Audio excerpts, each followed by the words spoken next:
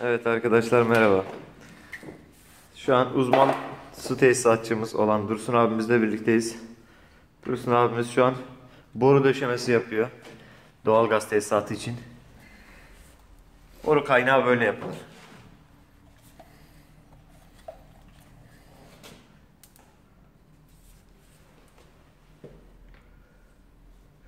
Evet, görüyorsunuz yani. Kalite ortada. İşi bilen ustalarımız başka oluyor tabii ki.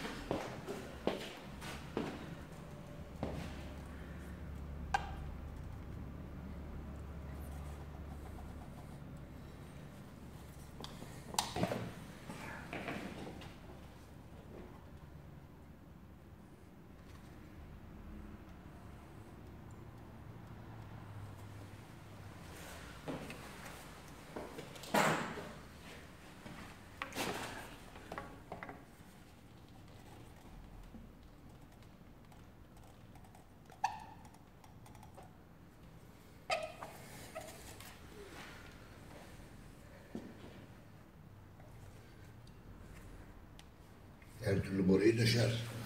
Evet, şu an köşemize net bir şekilde oturdu. Sıkıntı yok.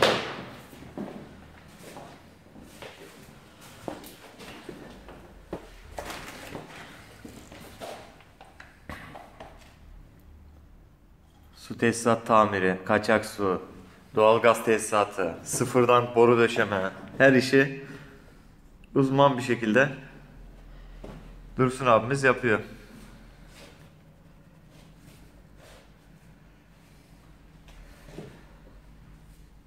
Tecrübe 35 yıl. Evet, 35 yıllık bir tecrübe konuşuyor.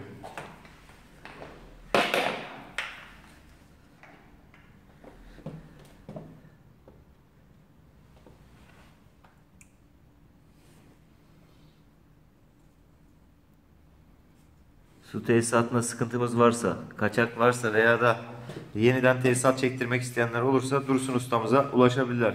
Dursun ustamız, telefon numaramızı söyleyebilir miyiz? 0532 0532 301 301 70 70 10. Evet arkadaşlar, numaramızı da söyledik. Tesisat sıkıntımızı 10. her türlü. Plaka 18. Plaka 18, evet. Plakayı da girdik. Her türlü tesisat sıkıntımızda yardımcı olabilir Dursun abimiz. Sıfırdan tesisat çekilir. Arızalar giderilir. Doğalgaz, su tesisatları yapılır. Eline koluna sağlık Dursun abim diyelim. Hayırlı işler, bol kazançlar diyelim.